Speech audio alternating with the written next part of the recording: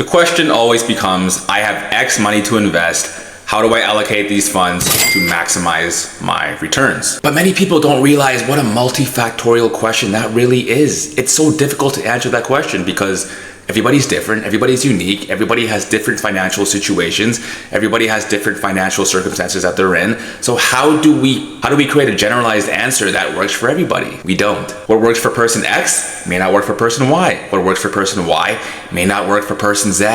Everybody's different, everybody's unique. But let's see if we can create an overly simplified framework that may work for most people. Not everybody, can't encapsulate everybody, but let's see if we can talk about and discuss a framework that will work for most investors in the crypto space. Okay, well, where does one start? By asking yourself one very simple question. It's yes or it's no.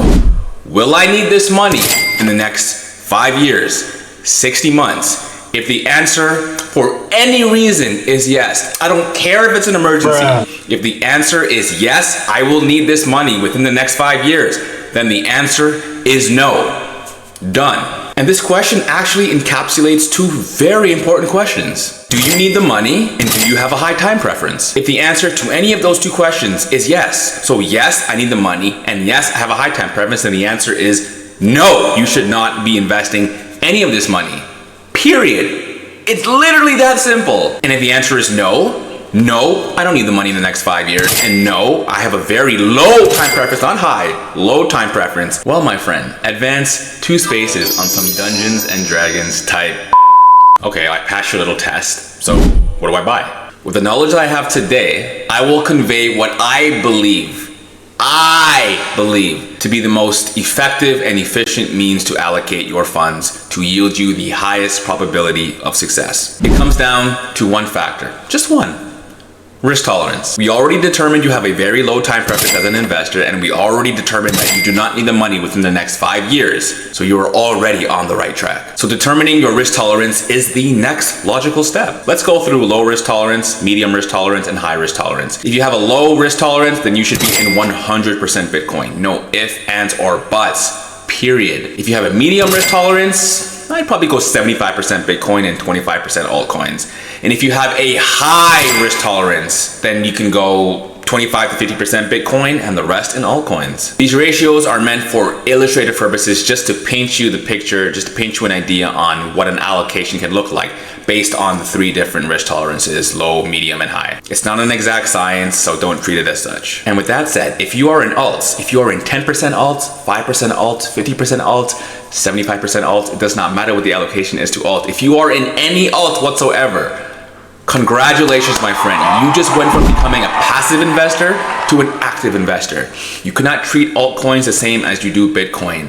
Bitcoin, yes, cyclically, it goes up and down, but the general trend is up. With altcoins, you buy an altcoin 1 year and in 4 years, it may never see all-time highs ever again. So you need to be actively managing your portfolio. In fact, I made a video called Bitcoin versus altcoins. I would implore you all to give that video some attention. Go watch that video because it sets the stage on how you are going to allocate your funds if you are in a hybrid Bitcoin and altcoin type portfolio. If you're in 100% Bitcoin, don't even worry about that video. That video is a waste of time. But if you are, like I said, if you have any allocation to altcoins, you need to watch that video. Go show it some love and go educate yourself. You will thank yourself later, and you may even thank me. But if you are going to thank me down below in the comment section. I greatly appreciate it. And you know what? While you're down there, why don't you just go ahead and like the video, okay?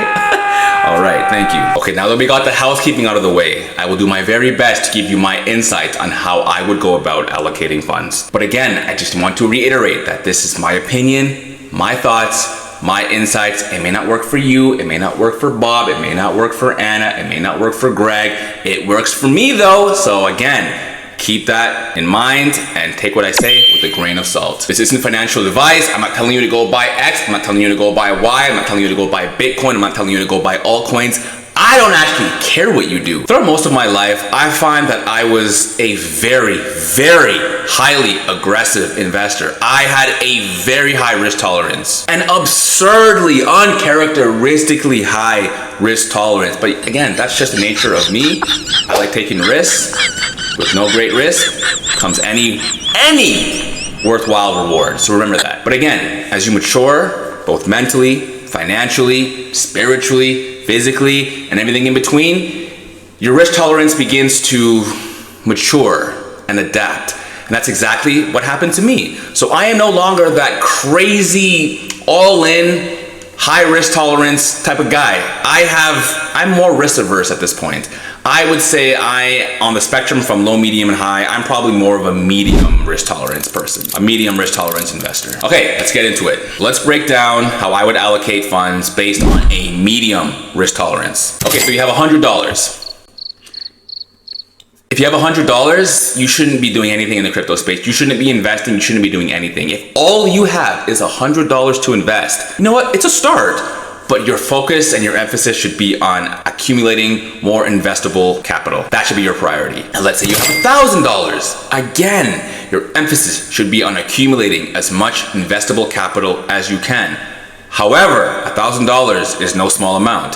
So if you want to go ahead and throw $1,000 into Bitcoin and then research quality altcoins to eventually rotate in, and again, I'm going to link my video down below to the Bitcoin versus altcoin video. I implore you all to watch it. Please, if you're going to be investing in alts, just watch the video. So again, $1,000, 100% Bitcoin, research quality altcoins, and do a little rotation when you understand the markets a little bit more. Now we're at $10,000. To most people, $10,000 is not life-changing money. Let's not kid ourselves here, but $10,000 is no small amount.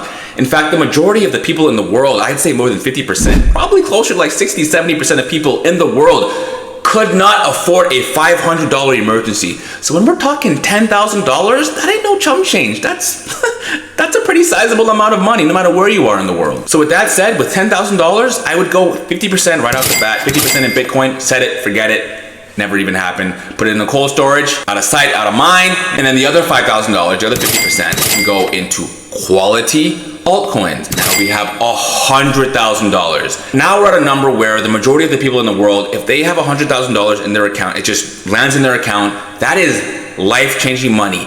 I don't care if you don't agree with that, but guess what? Many people in the world are not as well off as you, Carl, as you, Frank, as you, Julia. Yes, $100,000 is a lot of money. So what I would do, again, you're in a medium risk tolerance regime. So you want to, right off the bat, 50% Bitcoin, no ifs, ands, or buts. I would even go 75%. You know what, $100,000, I would even go 75%. Like, yeah, we're in a medium risk tolerance regime, but at the same time, it's $100,000. So I would probably, especially if it's your first cycle, if it's your first year, 75% Bitcoin, set it, forget it, cold storage, adios, I'll see you in 10 years, my friend. And the other 25%, that can go to quality altcoins that you've researched. If you have not researched the cycle, if you've not researched quality altcoins, do not throw your money down the drain. You will thank yourself later. And lastly, we have $1 million. $1 million buckaroos. 6 zeros. 1 0 0 0 0 0 0. Bruh. Yeah, $1 million. That's a lot of money. Like, let's not fool ourselves. I don't care if you're a billionaire. I don't care if you're a multi-millionaire. I don't care if you're a 9-figure kind of person. $1 million is no small amount of money. So with $1 million, I would say even $100,000. You should now, your mindset should be shifting to wealth preservation. You don't want to throw your money away. Yeah, sure, you could throw $1 million into some quality altcoins. You can 5, 10, 20 extra money and everything is great. But what happens if that doesn't happen and you lose all your money? $1 million gone. So again, with $1 million, wealth preservation is the name of the game. You want to preserve your capital for as long and as effectively as you can.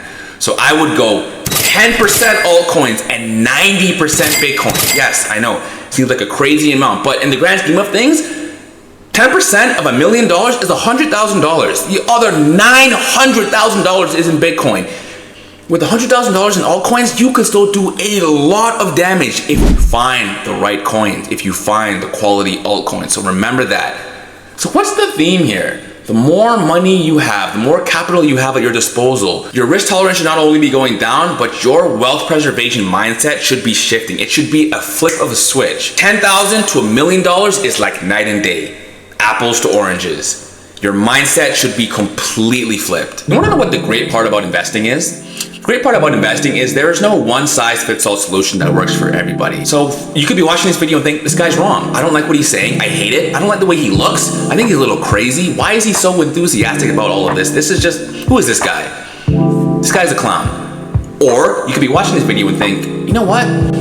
This guy's all right. This guy seems to have his head on straight. This guy seems to be pretty level-headed. What he's saying actually makes sense. We have similar investment approaches that, you know, I kind of resonate with. So in that instance, this person may think, you know what? Let me just take his framework, but let me curate in a way that works for me, based on my values, based on my principles, based on my investment philosophy, based on my time frame, based on my family dynamics, based on everything that has to do with me. I'm going to curate it in a way that is effective to me so I can yield the highest probability of success.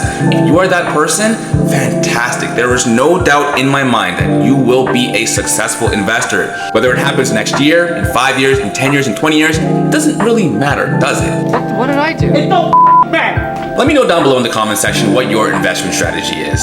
Do you have a low risk tolerance? Do you have a medium risk tolerance? Do you have a high risk tolerance?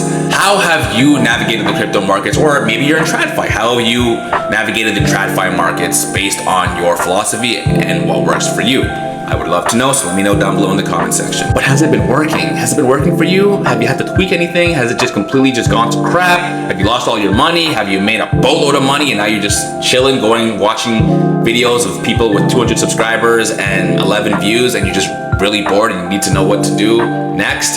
If that's you, let me know down below in the comment section and I'll link my Bitcoin address down below so you can donate to a good cause. All right, y'all, as always, I thank you all for yet another opportunity to share my thoughts and my insights. I greatly appreciate it. If you found value in the video, don't forget to like, comment, subscribe, all that good stuff. It helps me out tremendously and it helps the channel grow and reach a wider audience. So if you can do that, I would greatly appreciate it. And with that, I hope you all have a wonderful rest of your day and I look forward to the next one.